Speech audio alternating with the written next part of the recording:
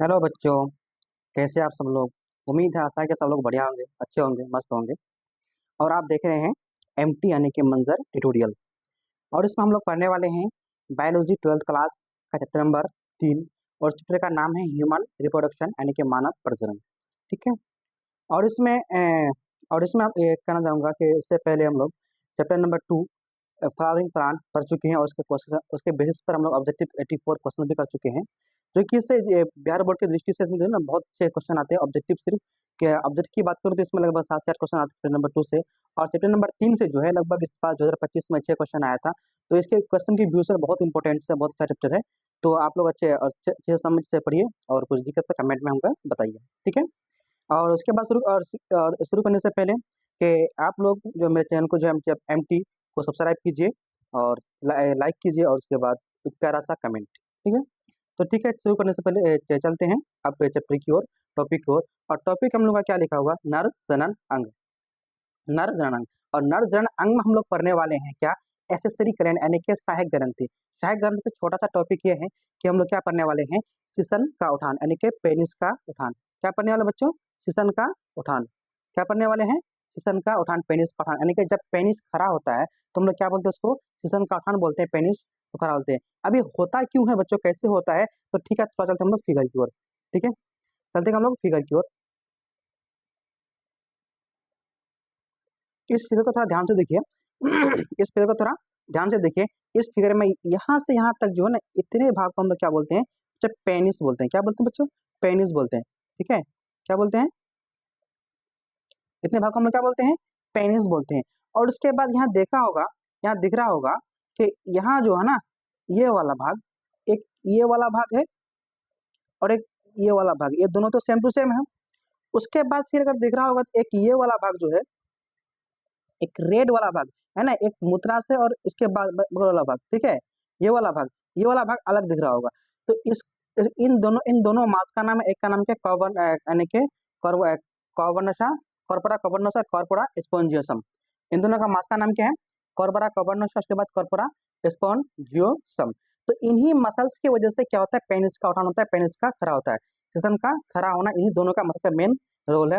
अगर ये चीज अगर मास्टरबेट के चलते अगर ये लूज हो गया, टाइट हो गया, तो इसमें क्या होता है, फिर उसका सेक्सुअल टाइम घट जाता है। क्योंकि नेचुरली सेक्सुअल टाइम जो होता है वो 7 से 8 मिनट होता है।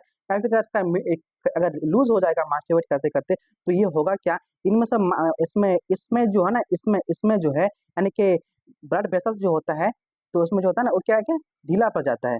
जिससे क्या होता है, इसमें ब्लड फ्लो नहीं होता है, जिससे क्या इरेक्शन टाइम कम हो जाता है और जल्दी यानी चक्र होता है, यानी कि वीर्य रिलीज हो जाता है, सीमेन बाहर जल्दी से निकल जाता है।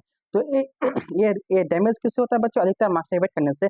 तो उसको जितने भी सेक्सुअलिटी एज के लोग हैं, जैसे मतलब टीन एज के हैं, तो उसमें ध्यान देना चाहिए कि इसमें ज्यादा मास्टरबेट ना करें, क्योंकि फ्यूचर जो है ना बहुत खराब हो जाता है इससे।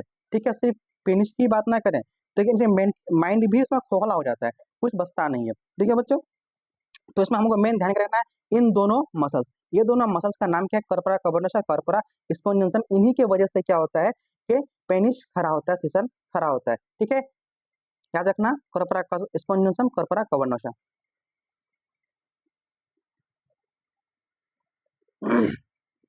तो यहाँ जब मैंने बताया था क्या, सीसन का उठान कार्य। तो सीसन का उठान कार्य जो होता है मेन क्या होता है बच्चों, इसका कार्य तो कॉर्पस स्पोंजियोसम। कौन है बच्चों, कॉर्पस स्पोंजियोसम और कॉर्पोरा कोबरनोसा, ये दोनों मेन मसल्स है, कॉर्पस स्पोंजियोसम और कॉर्पोरा कोबरनोसा। कि अधिकतर इसमें क्या होता है कि जब नॉर्मल टाइम में इसमें रक्त तो भरा होगा ही, इसमें क्या होता है, नॉर्मल टाइम में रक्त तो भरा होगा ही, खून तो भरा होगा ही, लेकिन जब इरेक्शन टाइम आता है, जब हम लोग को माइंड में तो कुछ नेगेटिव पिक्चर बनता है, किसी को देखते हैं तो थिंकिंग होता है, उसकी वजह से होता है क्या, ऐसे में 10 से 20 गुना, 10 से 20 गुना ब्लड भर जाता है, जिससे पेनिस क्या होता है, खड़ा हो जाता है, लंबा हो जाता है, हार्ड हो जाता है। ठीक है बच्चों, क्या होता है, पेनिस खड़ा हो जाता है, लंबा होता है, हार्ड होता है, सख्त हो जाता है, और वो सेक्सुअली के लिए बिल्कुल ये तैयार हो जाता है। ठीक है, तो इसमें क्या होता है बच्चों, क्वेश्चन जो बनता है कि पेनिस का उठान जो कार्य है, सेशन का उठान कार्य किससे होता है, मेन कॉर्पोरा कॉर्पस स्पोंजियोसम और कॉर्पोरा कोबरनोसा। तो उसमें ब्लड अधिक भरने से, तो कितना गुना बच्चों, 10 से 20 गुना अधिक ब्लड भरने के कारण इसमें क्या होता है, पेनिस का उठान कार्य होता है। और दूसरा पॉइंट इसमें क्या बोलता है कि जब तशक्कत रूप से मुश्किल से जब पेनिस जब टाइम खत्म हो जाता है 7 से 8 मिनट या 1 से 2 मिनट किसी का नॉर्मल होता है, तो जब वीर्य रिलीज हो जाता है, सीमेन बाहर निकल जाता है, तो उसको हम लोग क्या बोलते हैं, स्खलन बोलते हैं, इजैकुलेशन बोलते हैं। क्या बोलते हैं बच्चों उसको? स्खलन बोलते हैं, इजैकुलेशन बोलते हैं। और पर इजैकुलेशन में जो होता है ना 3 से 4 ml ही ब्लड क्या निकलता है उसमें, सीमेन निकलता है। कितना बच्चों? 3 से 4 ml से क्या निकलता है, सीमेन निकलता है। और इसका जो अगर उसका हम नेचर की बात करें, उसका तो मतलब किस क्या होता है, एसिड होता है, बेस होता है, तो क्या होता है पीएच मान उसका क्या होता है 7 से 7.5, तो क्या होगा बच्चों, ऑब्वियसली वो नमकीन होगा यानी कि बेस होगा। और उसके बाद पर इजेकुलेशन में यानी कि 3 से 4 ml इसमें सीमेन में कितना होता है, 300 मिलियन शुक्राणु पाया जाता है। कितना बच्चों, कितना पाया जाता है, 300 मिलियन शुक्राणु ही पाया जाता है। यानी कि आप देखो इतने छोटी सी इतनी कम क्वांटिटी में शुक्राणु कितना, 300 मिलियन, और 1 मिलियन जो होता है ना 10 लाख का बच्चों, तो उसमें कैलकुलेशन कर लेना कि कितना होगा। ठीक है, उसका अब क्वेश्चन, अब बच्चों देखो इसमें से क्वेश्चन बन सकता है क्या, कि पर एजुकेशन में सीमेन कितना निकलता है, तो 3 से 4 ml, 3 से 4 ml है ना। ठीक है, और उसका फिर क्वेश्चन आता है इसका पीएच कितना होता है, तो 7 से 7.5, और उसका कितना मिलियन होता है, 300 मिलियन। कितना बच्चों, 300 मिलियन होता है। कितना बच्चों, 300 मिलियन। ये तुमको क्वेश्चन पूछ सकता है। फिर पूछ सकता है कि इरेक्शन टाइम में, खड़ा होने के टाइम में पेनिस में कितना ब्लड रहता है, कितना गुना ब्लड रहता है, तो कितना बच्चों, 10 से 20 गुना। ठीक है, इतनी बात समझ गया। अगर कुछ दिक्कत हो तो हमको कमेंट में बताइए। ठीक है बच्चों। और इंग्लिश मीडियम वालों के लिए यही कहता है क्या है, blood acts corpus spongiosum and corpus cavernosa 10 to 20 times more than blood during erection time ना। जब खड़ा होने का कितना होता है, 10 से 20 गुना अधिक बढ़ जाता है। और उसमें जब फोर्सफुली जब सीमेन निकल जाता है, क्या बोलते हैं उसको, इजेकुलेशन बोलते हैं। बट इजेकुलेशन में कितना सीमेन होता है, 3 से 4 ml। उसका पीएच कितना होता है, 7 से 7.5। और पर इजेकुलेशन में शुक्राणु कितना बनता है, तो 300 मिलियन। स्पर्म कितना बनता है, 300 मिलियन। ठीक है बच्चों, इंग्लिश मीडियम वालों के लिए है। उसके बाद मैंने अभी जो बताया था कि सहायक ग्रंथि, क्या बताया था बच्चों, सहायक ग्रंथि है ना, एसेसरी ग्लैंड। तो फिर चलते हैं हम लोग फिगर की ओर। सहायक ग्रंथि हमको पढ़ना कौन सा है, मेल के लिए कौन सा सहायक ग्रंथि है।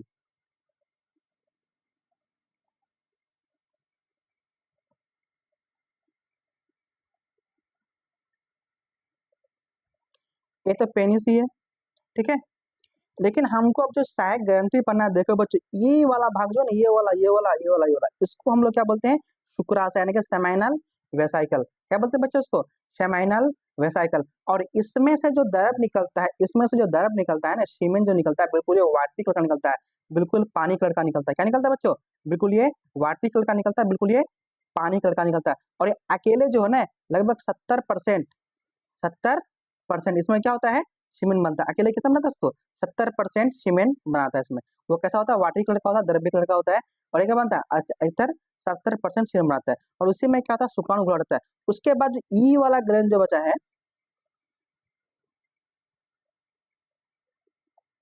उसके बाद ई वाला ग्लैंड जो देख रहे हो, ये वाला ग्लैंड है ना, ये वाला ग्लैंड, इसका नाम क्या बोलो, प्रोस्टेट ग्लैंड यानी कि प्रोस्टेट ग्रंथि।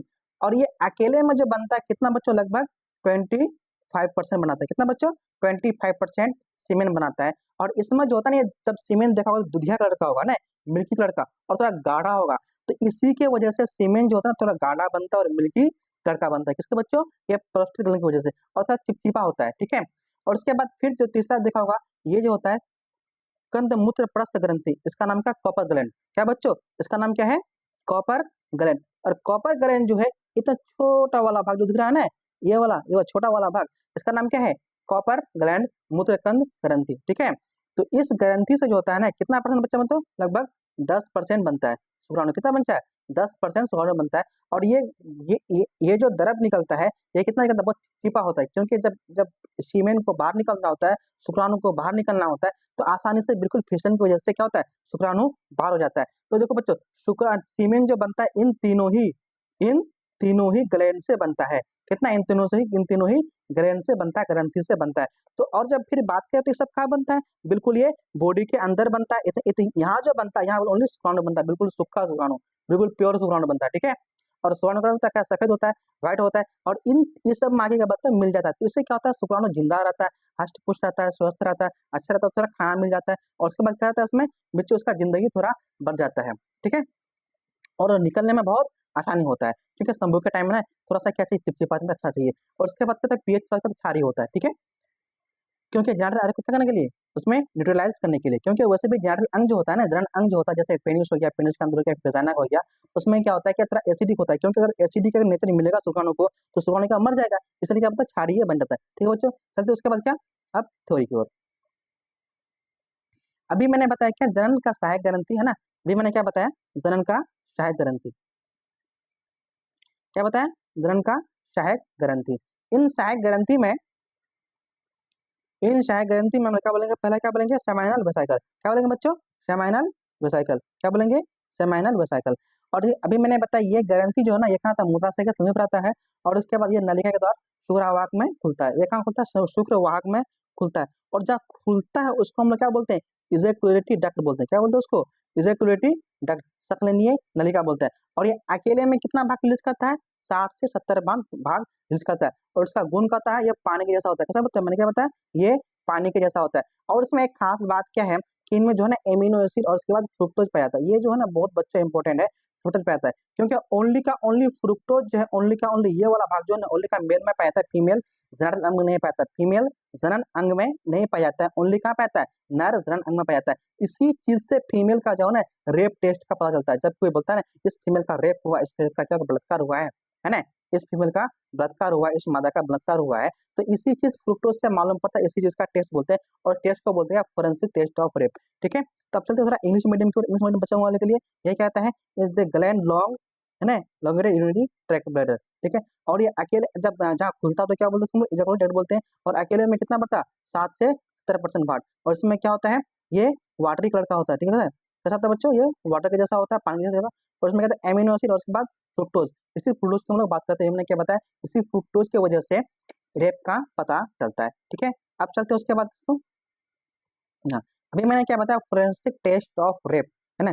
तो यानी कि जब फोरेंसिक टेस्ट ऑफ रेप, क्या मतलब, जब फोरेंसिक टेस्ट ऑफ रेप यानी कि इससे मालूम कर सकते हैं, पता कर सकते हैं क्या, कि जब कोई फीमेल के वेजाइना से अगर सिंपल लेकर कर चेक करेंगे, अगर उसमें क्या फ्रुक्टोज मिल गया, तो फीमेल 100% पहले क्या हो गया, इसमें संभोग कर चुका है। लेकिन अगर बात करें, अगर सेफ्टी को लेकर के अगर संभोग करे, इंटरकोर्स करे, जैसे मान लीजिए कॉन्डम हो गया और कुछ चांस हो गया, तो ये बच्चों नहीं मिलने वाला, क्योंकि उसमें सीमेन क्या जाएगा ही नहीं, तो उसमें रेप नहीं मिल सकता है। ठीक है, ये इसमें खासियत बात यह है कि फायदा मंद है, अगर सेफ्टी को लेकर के अगर संभोग करे तो उसमें क्या होगा, फ्रुक्टोज नहीं पाया जाएगा, फ्रुक्टोज नहीं पाया जाएगा। इससे पता नहीं चलेगा कि रेप हुआ कि नहीं हुआ। ठीक है, तो इसी द मेन, जिस फीमेल के अगर वेजाइना में क्या मिल गया, फ्रुक्टोज मिल गया, क्या मिला, फ्रुक्टोज मिल गया, तो 100% उसके साथ क्या हुआ बच्चों, रेप हुआ है। इससे क्या होता है, रेप का पता लगता है। क्यों कि फीमेल जेनेटिक एंड में फ्रुक्टोज नहीं पाया जाता है। क्या होता है, फीमेल जेनेटिक अंग में फ्रुक्टोज नहीं पाया जाता है। इससे क्या हो जाएगा बच्चों, रेप का मालूम पड़ जाएगा। ठीक है, अब उसके बाद मैंने बताया क्या, दूसरा प्रोस्टेट ग्रंथि है ना, सहायक ग्रंथि दूसरा है, और मैंने बताया ये क्या होता है, थोड़ा सा ये नर अंग का सबसे बड़ा ग्रंथि है। क्या, ये नर का सबसे बड़ा ग्रंथि है। ठीक है, और इसमें लगभग जो है ना, ये 25% भाग बनाता है। क्या बनाता है बच्चों, ये लगभग ये 25% भाग बनाता है। और ये जो है, इसका कलर जो होता है, ये दुधिया गहरा रंग का होता है। ये कैसा होता है, दुधिया गहरा रंग का होता है, और ये मूत्र मार्ग को अम्लीयता करने में सहायता करता है। ठीक है, और ये बच्चों इंग्लिश मीडियम वालों के लिए है क्या, कि ये जो है ना, ये forensic test of rape fructose present आता है। अगर वेजाइना में तो क्या बोलेंगे उसको, रेप बोलेंगे, क्योंकि फीमेल में वेजाइना नहीं पाया जाता है, फ्रुक्टोज नहीं पाया जाता है। उसके बाद प्रोस्टेट ग्लैंड, तो क्या बोलेंगे उसको बच्चों, प्रोस्टेट ग्लैंड में ये कहाँ रहता है, मेल का सबसे बड़ा ग्रंथि है, स्पंजी टाइप का है, और ये 25% सेलेक्ट करता है, और एक होता है मिल्की थिकी होता है, ताकि स्पेसिमेन क्या गाढ़ा हो। ठीक है, और ये ड्यूरिंग एसिडिटी यूरिनरी। ठीक है, और उसको एसिडिटी को खत्म कर देता है। ठीक है बच्चों, चलते उसके बाद अगला ग्रंथि के बस, अगला ग्रंथि क्या करेंगे हम लोग, कुंद मूत्र यानी कि कॉपर ग्लैंड। ठीक है, तो कॉपर ग्लैंड क्या है, ये एक मटर के आकार का होता है बच्चों। क्या होता है, ये मटर के आकार का होता है, एक जोड़ा होता है। करेक्ट, और ये 5 से 10% भाग स्रावित करता है, और ये चिकनाई के लिए काम करता है। मैंने बताया था क्या कहता है, ये चिकनाई के लिए काम करता है। ठीक है, ये क्या करता है बच्चों, ये चिकनाई के लिए काम करता है। ठीक है बच्चों, ये क्या करता है, चिकनाई के लिए काम करता है। ठीक है, उसके बाद चलते हैं सीमेंट। क्या बोलते हैं बच्चों, क्या बोलेंगे बच्चों, सीमेंट बोलेंगे। ठीक है, क्या बोलेंगे, सीमेंट बोलेंगे। ये वीर्य जो सीमेंट, अब सीमेंट क्या बोलेंगे, जब संभोग के समय या मास्टरबेट के समय जब पेनिस मुख से सफेद लिक्विड, सफेद द्रव बाहर हो, निकल हो, तो हम क्या बोलेंगे, सीमेंट बोलते हैं। ठीक है, ये संभोग के समय जब पूर्ण चर्म सीमा पर अंदर समूह हो तो उसके शीशन से मुख से सफेद तरल पदार्थ योनि में निकल दिया जाए तो हम लोग क्या बोलते हैं बच्चों, सीमेंट बोलते हैं। क्या बोलते हैं उसको, सीमेंट बोलते हैं, वीर्य कहते हैं। ठीक है, तो उसी चीज को हम लोग क्या बोलते हैं बच्चों, वीर्य कहते हैं। उसमें क्या होता है, शुक्राणु होता है। क्या बोलते हैं बच्चों, उसमें शुक्राणु होता है, स्तंभ होता है। ठीक है, कॉपर करेंस बारूद, इसमें 5% अकेला और लुब्रिकेंट के लिए चिकना एसिडिटी। और हम लोग क्या बोलते हैं, उसी को हम लोग क्या बोलते हैं बच्चों, सीमेंट किसको बोलेंगे, जब क्या होता है वेजाइना में या फिर मास्टरबेट के पेनिस के द्वारा बाहर व्हाइट लिक्विड निकले तो उसको हम लोग क्या बोलते हैं बच्चों, सीमेंट बोलते हैं। क्या बोलते हैं उसको, सीमेंट बोलते हैं व्हाइट लिक्विड। ठीक है, और इसमें क्या होता है बच्चों, स्तंभ होता है। क्या होता है, शुक्राणु होता है। अब देखो सबका सीमेंट में शुक्राणु नहीं होगा, जो अगर नसबंदी कर लिया है, जो अगर नसबंदी कर लिया है ना, तो उसके इसमें शुक्राणु नहीं मिलेगा, क्योंकि शुक्राणु का नस तो काट दिया गया, ओनली सीमेंट ही रहेगा प्योर। ठीक है, चलते उसके बाद अगला, वीर्य का फंक्शन, वीर्य का कार्य। वीर्य का कार्य किसको बोलते हैं हम लोग, इसको वीर्य एक तरल माध्यम कार्य करता है। वीर्य एक तरल माध्यम कार्य करता है जिससे शुक्राणु स्त्री की योनि में सुरक्षित पहुंचाने का काम करता है। वीर्य क्या एक तरल माध्यम है, मेन काम उसका क्या है, शुक्राणु को, यानी कि शुक्राणु को फीमेल योनि में, फीमेल वेजाइना में सुरक्षित पहुंचाने का काम करता है। मेन पहला काम ये हो गया। ठीक है, सुरक्षित पहुंचाने का काम करता है फीमेल वेजाइना में। ठीक है, और दूसरा काम क्या है, शुक्राणु को पोषण प्रदान करना, क्योंकि शुक्राणु को खाना चाहिए ना, तो क्या करेगा, शुक्राणु को पोषण प्रदान करना। और साथ में क्या करता है, शुक्राणु को उसमें चलायमान रख देता है, क्योंकि उसमें चलने का गति नहीं बनता है। और उसके बाद क्या होता है, ये क्षारीय होता है, इसलिए कि नर मूत्र वाहिनी और मादा मूत्र वाहिनी क्या होता है, ये अम्लीयता होती है। उसको अम्लीयता को कम करने के लिए, खत्म करने के लिए क्या करता है, उसमें सीमेन का काम होता है। ठीक है, और उसके बाद क्या है, ये उपास्थि ग्रंथि स्रावित यौन मार्ग चिकनाई को नम करता है। और उसके बाद क्या, जब मैथुन के समय उसको चिकनाई बढ़ाता है। क्या मतलब बच्चों, चिकनाई बढ़ाता है, ताकि मैथुन जो है ना, संभोग जो कॉपरेशन जो आसानी से हो जाए, कोई दिक्कत ना हो। ठीक है बच्चों, उसके बाद चलता है क्या, ये इंग्लिश मीडियम वालों के लिए है। क्या, semen is a liquid medium throughout which sperm in transfer of women vagina. Women vagina में क्या करने के लिए, सुरक्षित को असुरक्षित यानी कि प्रोटेक्शन के साथ स्थानांतरण करने की हम क्या बोलते हैं, सीमेन का काम है। दूसरा क्या है, इट इज इंड्यूसमेंट एक्टिव।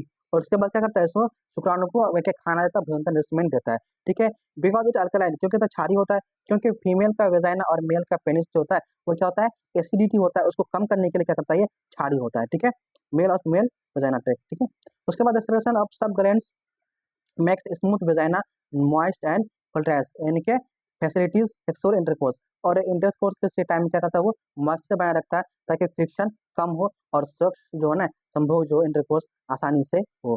ठीक है बच्चों, चलते उसके बाद अगला टॉपिक।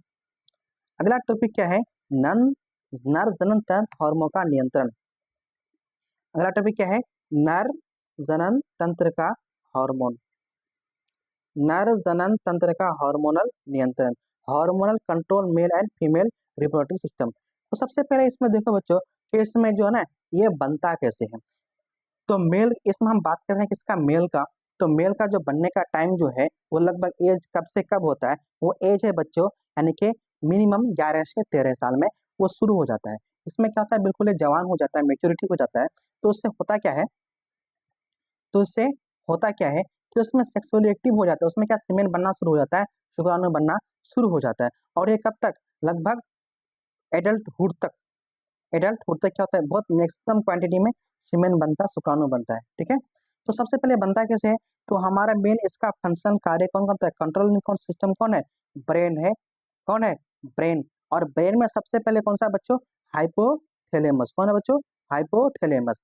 तो जो ही हम लोग माइंड में आंख से अगर किसी चीज को देखेंगे खूबसूरत सी, खूबसूरत को, है ना, उसके बाद उसके बीच में नेगेटिव थिंकिंग आएगा, या नेगेटिव पिक्चर दे सकते हैं, या नेगेटिव वीडियो, या नेगेटिव थिंकिंग, नेगेटिव सोच, नेगेटिव कुछ देखने से क्या होता है, सबसे पहले मेन क्या आता है, हाइपोथैलेमस। उसमें क्या होता है, जागरूकता हो जाता है, एक्टिवेट हो जाता है। तो उसमें से जब बच्चों एक हार्मोन निकलता है, उस हार्मोन का नाम क्या है, GnRH। उसका फुल फॉर्म देखेंगे तो क्या बोलेंगे, गोनेडोट्रोफिन रिलीजिंग हार्मोन। क्या बोलेंगे बच्चों, गोनेडोट्रोफिन रिलीजिंग हार्मोन। और ये कहाँ संदेश भेजेगा, पिट्यूटरी ग्लैंड को, मास्टर ग्रंथि को। और ये क्या है, बिल्कुल यह है, इसको कहाँ भेजेंगे, पिट्यूटरी ग्लैंड को, मास्टर ग्लैंड को, ठीक है, ये कहा जाएगा। और उससे क्या निकलेगा, दो तरह का हार्मोन निकलेगा, एक निकलेगा FSH, एक क्या निकलेगा बच्चों, FSH, FSH, और दूसरा LH। FSH का फुल फॉर्म है फॉलिकल स्टिमुलेटिंग हार्मोन। FSH का फुल फॉर्म क्या है बच्चों, फॉलिकल स्टिमुलेटिंग हार्मोन। और यहाँ क्या बच्चों, दूसरा का LH का ल्यूटिनाइजिंग हार्मोन। और FSH जो काम करेगा ना, वो कहाँ जाएगा, सर्टोली सेल में, और सर्टोली सेल कहाँ है, वृष्ण में। और LH कहाँ जाएगा, लीडिंग सेल में। तो LH क्या करेगा, टेस्टोस्टेरोन को हाई क्वालिटी में प्रोड्यूस करेगा, करेगा हाई क्वालिटी में प्रोड्यूस करेगा लीडिंग सेल।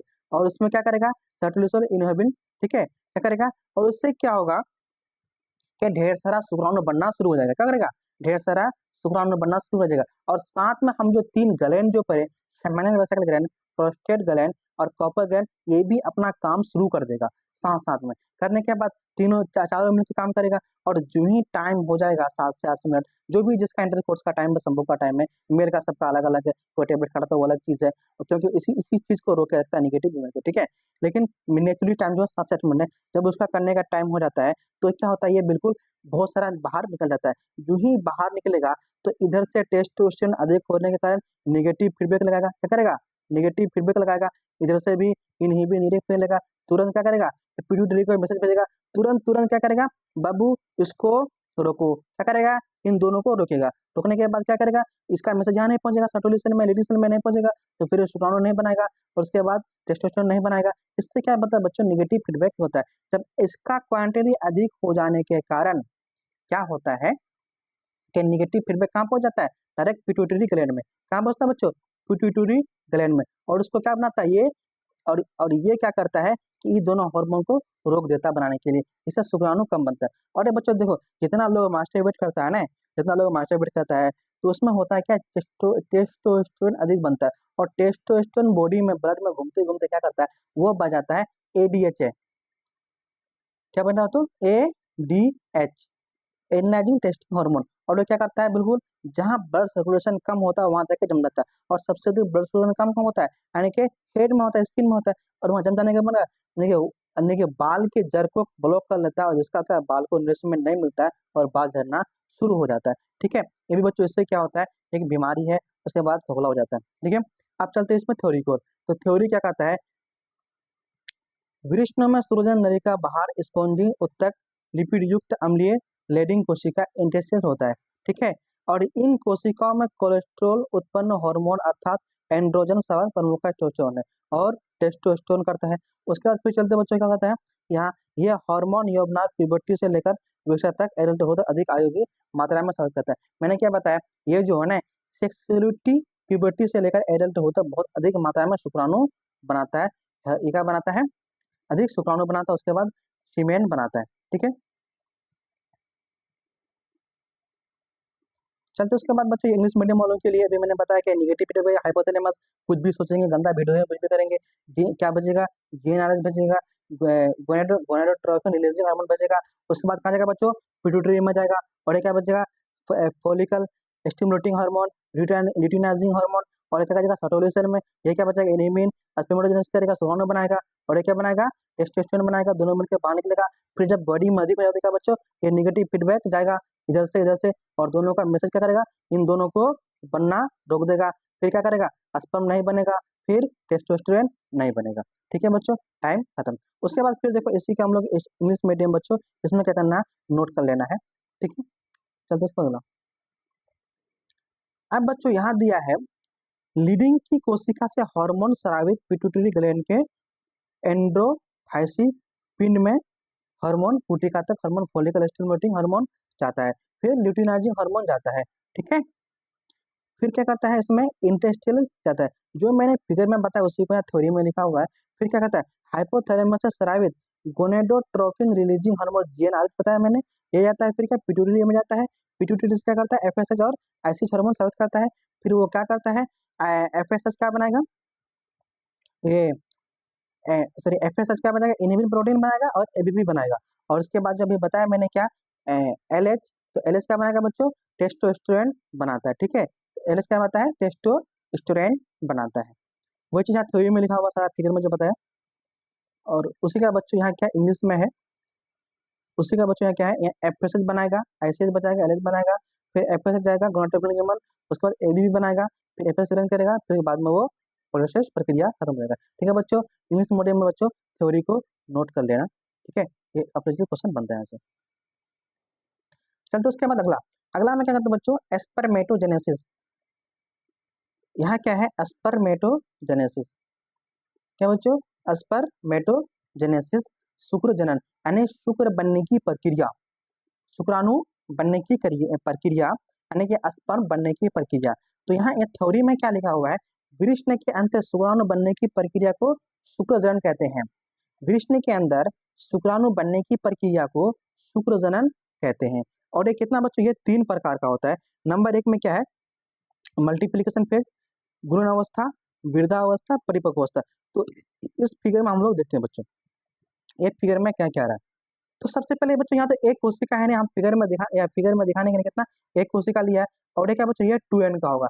इसमें से क्या होगा, ढेर सारा लेयर बनाएगा, गुणन करेगा, 1 से 2, 2 से 4, 8, 16, 32 ऐसा होते रहेगा, ठीक है, डबल डबल होते रहेगा। इसमें क्या करेगा, गुणन अवस्था होते रहेगा। और ये जो खास करके याद रखना, ये जो डिवीजन होगा ना, ये माइटोटिक डिवीजन होगा।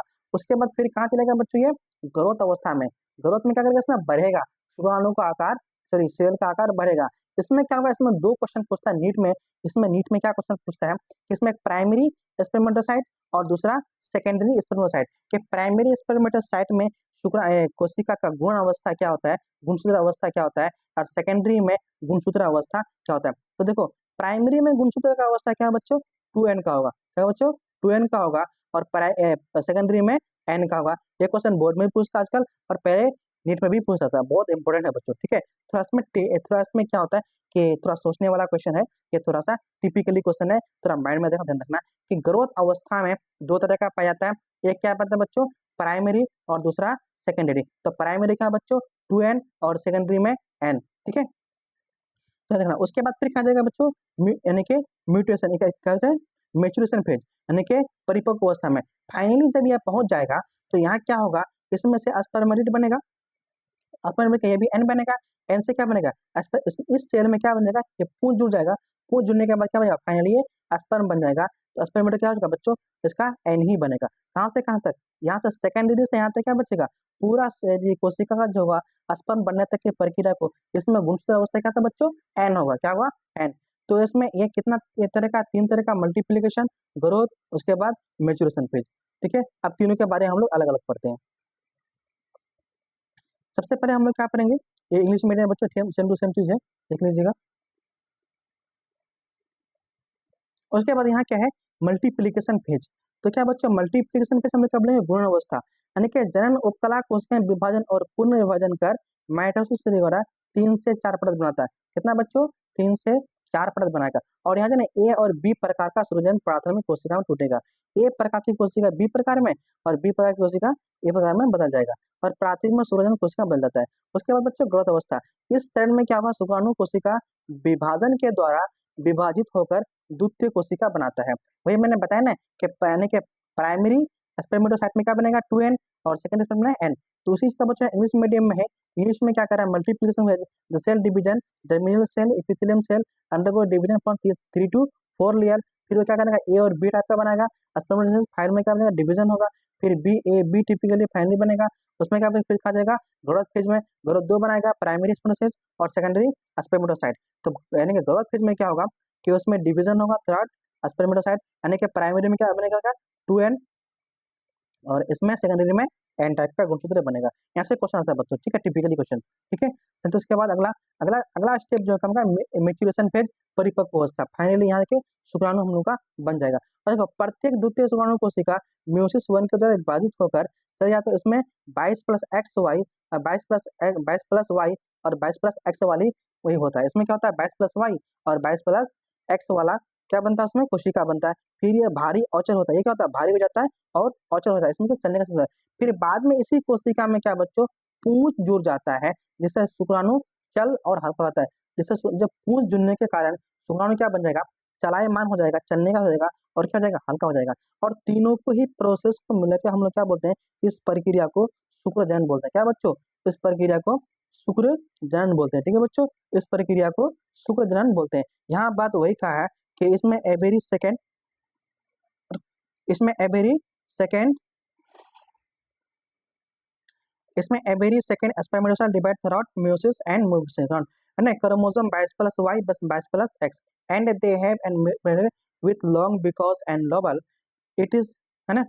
फिर क्या है इसमें, due to sperm mobile and light, this process is called spermatocyte. इसको हम लोग क्या बोलेंगे, स्पर्मेटोसाइट। यानी कि देखो बच्चों, परिपक्व अवस्था में क्या होता है कि जब इसमें द्वितीय स्पर्मेटोसाइट मेयोसिस सेकंड का विभाजन होने के बाद उसमें क्या होता है, थोड़ा कोशिका बड़ा होता है, और बड़ा होने के बाद उसमें क्या होता है बच्चों, पूंछ जुड़ जाता है। पूंछ जुड़ने से कोशिका क्या होता है, चल हो जाता है और हल्का हो जाता है, और इसी संरचना को हम लोग क्या बोलते हैं बच्चों, शुक्राणु बोलते हैं। ठीक है, और इसी इसी इसी यहाँ क्या होता है, चल हो जाता है, हल्का होता है। इसमें क्या होता है बच्चों, ये और इस और यह क्या हो जाएगा, इसमें क्या बच्चों बच्चों, पूंछ जुड़ जाएगा, और इसी को हम लोग क्या बोलते हैं, शुक्राणु बोलते हैं। ठीक है, चलते हैं उसके बाद अगला, अगला क्या कह रहा है, शुक्राणु की संरचना। क्या बोलते हैं बच्चों, शुक्राणु की संरचना। तो याद रखना, थोड़ा ध्यान रखना, इसमें जो है ना थ्योरी वाला क्वेश्चन में 5 नंबर का पूछता है। ये फिगर बनाना पड़ता है, थोड़ा सा लिखना पड़ता है, और इसमें ऑब्जेक्टिव क्वेश्चन भी पूछता है। क्या बच्चों, इसमें ऑब्जेक्टिव क्वेश्चन भी पूछता है। ठीक है, और इसमें क्या बच्चों, ऑब्जेक्टिव क्वेश्चन भी पूछता है। तो सबसे पहले हम लोग क्या करेंगे, शुक्राणु की संरचना। क्या करेंगे बच्चों, शुक्राणु की संरचना। तो देखो, अब यहाँ से यहाँ तक जो है, इतनी वाला भाग को जो है ना, इतने वाला भाग को, इसको हम लोग क्या बोलते हैं, एक्रोसोम पार्ट बोलते हैं। क्या बोलते हैं बच्चों, एक्रोसोम, यानी कि प्लाज्मा मेम्ब्रेन होता है, हेड बोलते हैं, और पूरे को यहाँ से आता है क्या बोलते हैं, हेड बोलते हैं। इसमें क्या होता है बच्चों, एक्रोसोम होता है। एक्रोसोम का काम क्या है, जब जो ही शुक्राणु अंडाणु के पास पहुंचता है तो अंडाणु झिल्ली को नष्ट करने के लिए, तोड़ने के लिए यहाँ से ब्रश होता है और एक्रोसोम निकलता है, और इससे क्या होता है बच्चों, उसको झिल्ली नष्ट हो जाता है और शुक्राणु आसानी से पहुंच जाता है। फिर वहाँ से क्या होता है, निषेचन होता है, निषेचन के उसके बाद क्या होता है, जाइगोट बन जाता है। और इतनी भाग को हम लोग क्या बोलते हैं बच्चों, न्यूक्लियस बोलते हैं। ये डीएनए आरएनए सब कुछ होता है, पूरा जेनेटिक मटेरियल इन्हीं में होता है। ठीक है, और इन्हीं में अगर 22+X Y हुआ तो, सॉरी 22+Y हुआ तो क्या बनेगा, मेल बनेगा संतान। अगर 22+X हुआ तो फीमेल संतान बनेगा। इसी में क्या बताओ, न्यूक्लियस में क्रोमोसोमल मटेरियल होता है, सारा डिसाइड इसी में होता है कि अगर 22+Y है, अगर 22+Y है तो क्या बनेगा, मेल बनेगा, नर बनेगा। अगर 22+X है तो क्या बनेगा, फीमेल बनेगा। सारा इसी में डिसाइड है। ठीक है, और इसको छोटी सी भाग को हम लोग क्या बोलते हैं बच्चों, नेक बोलते हैं। क्या बोलते हैं, छोटी सी भाग को नेक बोलते हैं, गर्दन बोलते हैं। और ये विदलन के टाइम ये क्या होता है, टूट जाता है, और यहाँ से यहाँ तक के बच्चों हम लोग क्या बोलते हैं, उसको बॉडी बोलते हैं। और इसी में जो होता है ना, फीता के जैसा लेपटा हुआ पार्ट होता है, फीता के जैसा लेपटा हुआ, इसको मैं मिडिल बोलते हैं, और उसमें क्या होता है, माइटोकॉन्ड्रिया बोलते हैं। और माइटोकॉन्ड्रिया का मेन काम क्या है, एनर्जी फॉर स्विमिंग, यानी कि उसको चलने के लिए काम कौन करता है, एनर्जी देता है कौन, माइटोकॉन्ड्रिया। और ये जो छोटा वाला टेल जो होता है, ये बहुत लंबा होता है, बहुत बड़ा होता है, और इसको पुश करने, धकेल करने का काम करता है। ठीक है, तो उसका हम तो शुक्राणु के बारे में जान गए। उसके बाद चलते उसका थ्योरी के बारे में, कहाँ से क्या क्वेश्चन पूछता है। देखो, प्रत्येक शुक्राणु स्पर्म पतला होता है और उत्तेजित चल फिर अवस्था में होता है। इसका आकार चरम होता है। शुक्राणु की खोज सबसे पहले क्वेश्चन पूछता है, शुक्राणु की खोज किसने किया था, तो लेवेनहुक ने किया था। किसने किया था बच्चों, लेवेनहुक ने किया था। और देखो, शुक्राणु भी चलेगा तो कितना चलेगा, देख रहे हैं, यानी कि 1 मिनट में 4 mm ही चलेगा। शुक्राणु जो चलेगा, गतिशील होगा, तो 1 मिनट में 4 mm चलेगा। और इसका जो जिंदगी होता है शुक्राणु का, कितना होता है, 24 से 36 घंटा। अगर फीमेल वजाइना में अगर इंसर्ट हो गया, चला गया, तो वहाँ जिंदा कितना रहेगा, ओनली 24 से 36 घंटा। क्योंकि बच्चों वहाँ जो है ना, कोई होटल वोटल है नहीं, फीमेल वजाइना में कोई होटल वोटल होटल खाने का कोई रेस्टोरेंट है नहीं, है ना, कोई ढाबा है नहीं, तो क्या बनेगा, तो शुक्राणु कुछ खाने को मिलेगा नहीं, तो क्या बेचारा भूखे भूखे मर जाएगा, चलते फिरते भूखे हुए थकागा और मर जाएगा। 24 से 36 घंटा बाद वो अपने आप मर जाएगा, क्योंकि वहाँ कुछ कोई खाने वाला है ही नहीं, क्योंकि वो क्या आउट ऑफ एरिया है ना, फॉरेन कंट्री है ना, क्योंकि कुछ मिलने वाला है नहीं। ठीक है, अगर गलती से अगर अंडा मिल गया तो देखो ना, बहुत मजे ही मजे, पूरी जिंदगी मजा ही मजा शुक्राणु का। ठीक है, और उसके बाद पर एजुकेशन मैंने पहले बताया था, कितना था बच्चों, 200 से 300 मिलियन, कितना 200 से 300 मिलियन, और उन 200 से 300 मिलियन में जो होता है ना 60% तो नॉर्मल साइज का होता है, उसमें कोई काम का है ही नहीं। ये सिर्फ क्या करता है, वो हल्ला करने के लिए, ये कोई काम का है नहीं, सिर्फ रील निकालने के लिए, दिखना के बहुत जैसे कोई काम का नहीं। उसमें से 40% जो होता है वह बहुत विग्रस मजबूत होता है, उसी से संतान जो बनता है, बच्चा जो बनता है हष्ट पुष्ट मस्त बनता है, अच्छा बनता है, खूबसूरत बनता है, और बनने का ये होता है किससे, ओनली इज 40% से। ठीक है, चलते उसके बाद अगला, अगला जो है यहाँ क्या है बच्चों, ठीक है, ये इंग्लिश मीडियम वालों के लिए है। ठीक है, तो नोट कर लीजिएगा, इसमें क्या है कि इसका इरेक्टाइल टाइम, और इसका जो होता है लेवन ने खोज किया था, और 4 में चलेगा, 36 घंटा इसका जिंदगी है, खाना पीना मिलेगा नहीं वहाँ फॉरेन कंट्री में। उसके बाद क्या 200 मिलियन 300 मिलियन पॉपुलेशन, और उसका 60% कोई काम का है नहीं, 40% ही काम का है। और ये फिगर जो मैंने बताया बच्चे थोड़ा ध्यान में रखना, ये बहुत इंपॉर्टेंट है, ये फिगर बनाने को अगर 5% मिलेगा, ठीक है, 5 नंबर का क्वेश्चन मिलता है। ठीक है, नोट कर लीजिएगा। चलते हैं उसके बाद, अच्छा, मानव शुक्राणु के 4 प्रमुख भाग होते हैं। मैंने बताया सबसे पहले क्या होगा, हेड होगा, सबसे पहले हेड होगा, नेक होगा, मध्य भाग होगा, टेल होगा, मैंने पहले बताया था उस फिगर में। ठीक है, अब बात करते हैं एक एक करके बारे में हम लोग पढ़ते हैं। क्या, सबसे पहले अगर हेड की बात करें, शीर्ष की बात करें, इसमें 2 भाग होता है, एक न्यूक्लियस और एक एक्रोसोम। तो न्यूक्लियस जो होता है तो क्या होगा, आरएनए होगा, डीएनए होगा, जिंक प्रोटीन होगा, और एक्रोमोसोम में जो होगा इसमें क्या होगा, डीएनए आरएनए जो होगा उसी से संतान डिसाइड होगा, कैसा होगा, नहीं बनेगा। ठीक है, और एक्रोसोम जो होगा यानी कि अंडा तक पहुंचने के लिए, अंडा झिल्ली को नष्ट करने के लिए क्या होगा, एक्रोसोम लाइसेन हाइड्रोलाइटिक एंजाइम काम होता है, इसको क्या करना है, झिल्ली को तोड़ने का काम करता है। और शुक्राणु का बड़ा अंडाकार भाग क्या कहते हैं, साइटोप्लाज्म होता है, जिसे शुक्राणु द्रव कहते हैं। ठीक है, और इंग्लिश मीडियम वालों के लिए बच्चों हेड होगा, नेक होगा, मिडिल होगा और टेल होगा। इसमें 2 पार्ट, न्यूक्लियस और न्यूक्लियस। न्यूक्लियस में क्या होगा, DNA RNA, acrosome acrosome enzyme, जो कि यहाँ बच्चों लिखा हुआ है, उसके बाद नोट कर लीजिएगा। ठीक है, और ये चलायमान होता है। चलते हैं उसके बाद अगला, अगला यहाँ क्या है, अन चारों के बारे में यहाँ दिया हुआ है नेक। तो नेक का काम क्या है, नेक बहुत छोटा भाग है, नेक क्या है, बहुत छोटा भाग है, और ये हेड और बॉडी के बीच में उपस्थित रहता है। काम क्या है, निषेचन के समय ये अंडा विदन को तोड़कर अंदर में चले जाना, ये आसानी से टूट जाता है गर्दन, और कहाँ जाता है, बिल्कुल अंदर चले जाता है। उसके बाद बॉडी, बॉडी में क्या होता है, मैंने एक तंतु वाला भाग होता है, तंतु वाला भाग में क्या होता है, माइटोकॉन्ड्रिया, और माइटोकॉन्ड्रिया काम करता है ऊर्जा देना, एनर्जी देना, जिसे शुक्राणु क्या होगा, चलेगा। ठीक है, तो बॉडी में क्या होता है बच्चों, अच्छी तंतु होता है, पुष्ट होता है, इसके चारों एक पतली पाई इसमें पे आता है, इसी माइटोकॉन्ड्रिया कहते हैं, और माइटोकॉन्ड्रिया ऊर्जा देता है, नेबन पर्णस्थित कहते हैं, और ये शुक्राणु को ऊर्जा प्रदान करता है, जिससे कहता है गतिशील होता है। और पूंछ, पूंछ का काम है बच्चों, ये शुक्राणु का सबसे बड़ा भाग है, और ये चलने में सहायता करता है। शुक्राणु के पूंछ का एक ही काम है कि नहीं, चलने का काम करता है। अगर पूंछ नहीं रहेगा तो शुक्राणु चल नहीं पाएगा। देखो बच्चों, ये जो पूंछ है ना, अगर पूंछ नहीं होगा,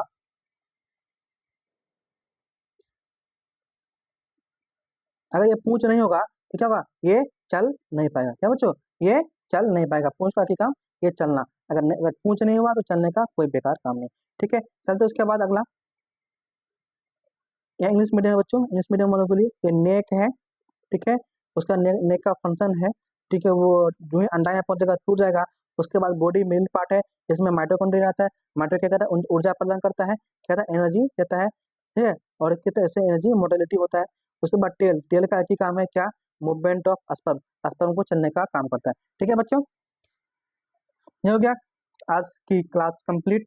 ठीक है बच्चों, इसमें से अगर आप लोगों को जो भी अगर कुछ में दिक्कत हुआ होगा, परेशानी हुआ, समझ में दिक्कत हो, तो कमेंट में बताइए, और हम मुझसे व्हाट्सएप में कांटेक्ट कर सकते हैं। ठीक है बच्चों, और आप जिसको अगर नोट्स चाहिए तो हमें व्हाट्सएप में मैसेज कर सकते हैं, इस नंबर दिया हुआ है, मैसेज कर सकते हैं और नोट्स प्रोवाइड कर सकते हैं। चाहे मैसेज हैंड राइटिंग हो, हैंड राइटिंग वाला नोट्स चाहिए, या फिर टाइपिंग वाला, दोनों मिल जाएगा। ठीक है बच्चों, आप हम लोग व्हाट्सएप में बता सकते हैं, मैसेज कर सकते हैं। देखने के लिए धन्यवाद, थैंक यू। और उसके बाद बच्चों एक यह है कि मेरे इस चैनल को सब्सक्राइब को सब्सक्राइब कीजिए, और लाइक कीजिए, प्यारा सा कमेंट। देखने के लिए धन्यवाद, थैंक यू।